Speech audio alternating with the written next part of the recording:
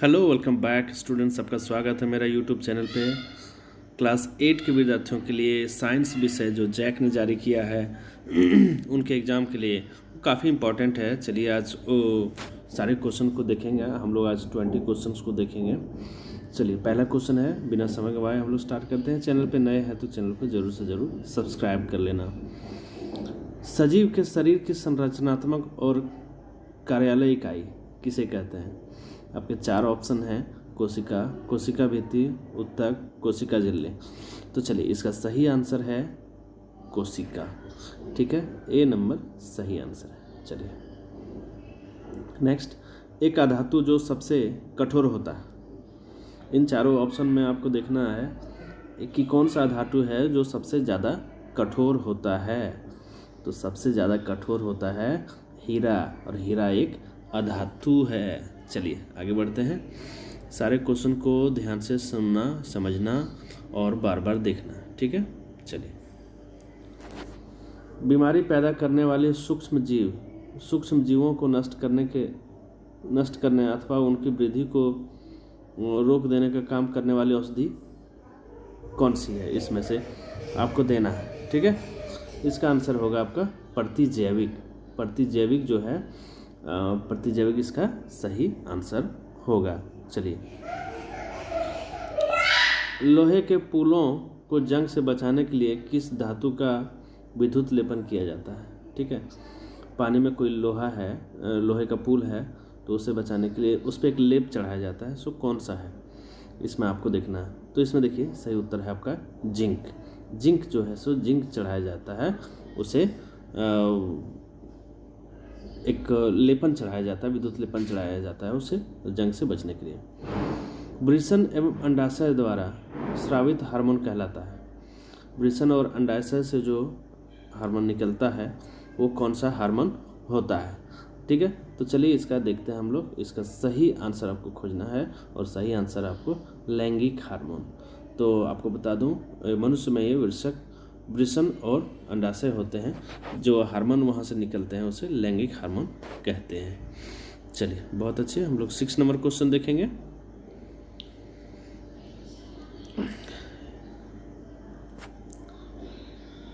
Yes, number 6, गिरते हुए आम पर कौन सा बल लगता है?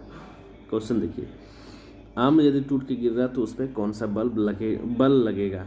ठीक है, तो जाहिर बात है कि गुरुत्वाकर्षण बल लगेगा, ऊपर से टूट के नीचे जमीन की ओर, जो गुरुत्वाकर्षण बल है वो नीचे खींचता है। ठीक है, 7 नंबर, कागज के कप में पानी डालकर गर्म करने पर क्या होगा? किसी कागज के कप में पानी डालकर आप गर्म करिए तो उसका क्या रिजल्ट होगा? उसका रिजल्ट होगा कागज। चलिए हम लोग नेक्स्ट क्वेश्चन देखेंगे।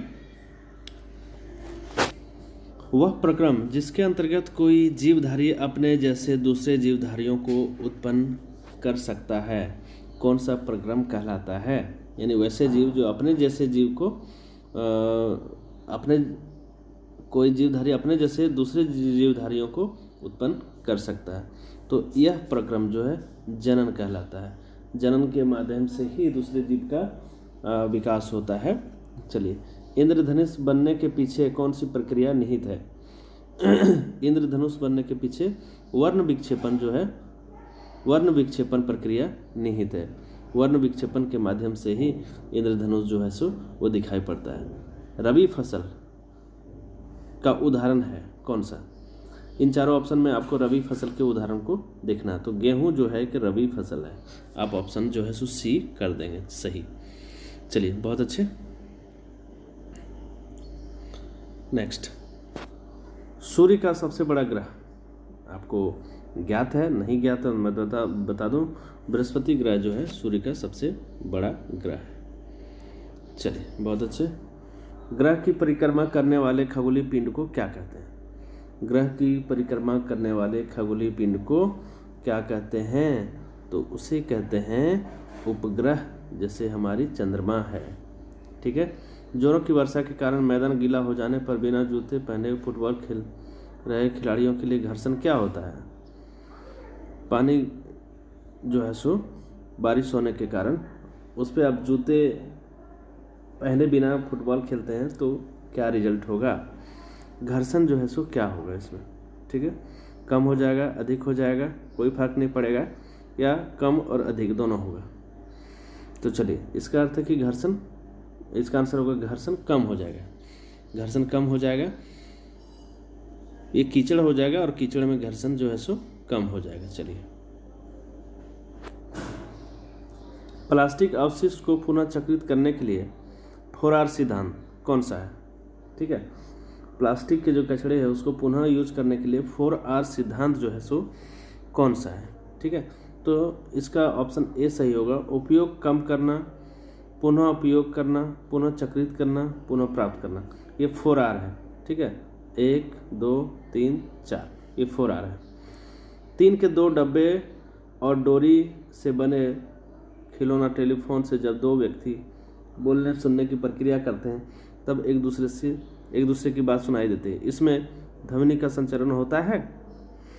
चलिए देखते हैं, इसमें ध्वनि के संचरण होता है किसके माध्यम से, डोरी के माध्यम से। बचपन में इस गेम को या खेल को खेलते होंगे तो डोरी के माध्यम से ध्वनि का संचरण होता है।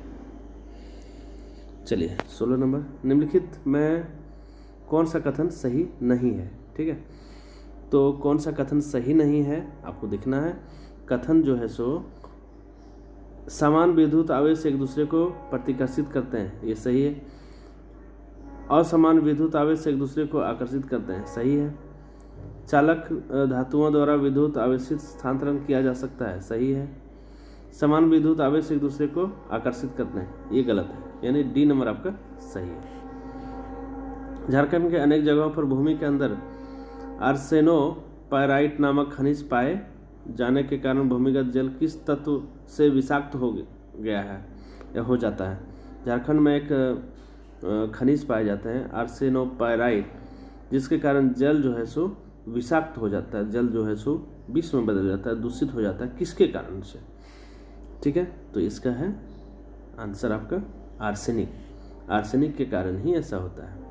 रांची शहर हेतु वाहनों में उपयोग के लिए सबसे कम प्रदूषक ईंधन के रूप में आप किस ईंधन का चयन करेंगे, पेट्रोल, डीजल, सीएनजी, मिट्टी का तेल। देखिए सीएनजी में बहुत कम जो है सो प्रदूषण होता है, नहीं के बराबर होता है, इसलिए सीएनजी का चुनाव करना आपके लिए बेहतर होगा, सही होगा, यही इसका आंसर होगा। चलिए, ब्रेड जिसे डबल रोटी भी कहते हैं या इडली फूल जाती है, इसका कारण क्या है। ब्रेड या इडली फूलने का कारण क्या है, ईस्ट कोशिकाओं की वृद्धि, ईस्ट कोशिकाओं की वृद्धि हो जाती है, इसलिए ब्रेड या इडली जो है सो फूल जाती है। नेक्स्ट, सूक्ष्मजीवों द्वारा होने वाले ऐसे रोग जो एक संक्रमित व्यक्ति के स्वस्थ शरीर में वायु, जल, भोजन या कायिक संपर्क द्वारा फैलते हैं, क्या कहलाते हैं, ठीक है।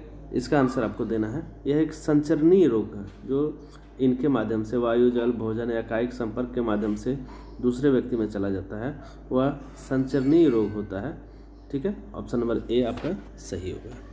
चलिए, आज का क्लास कैसा लगा, इन सारे पॉइंट्स में हम लोग डिस्कस किए 20 क्वेश्चंस। चलिए, थैंक्स फॉर वॉचिंग स्टूडेंट्स।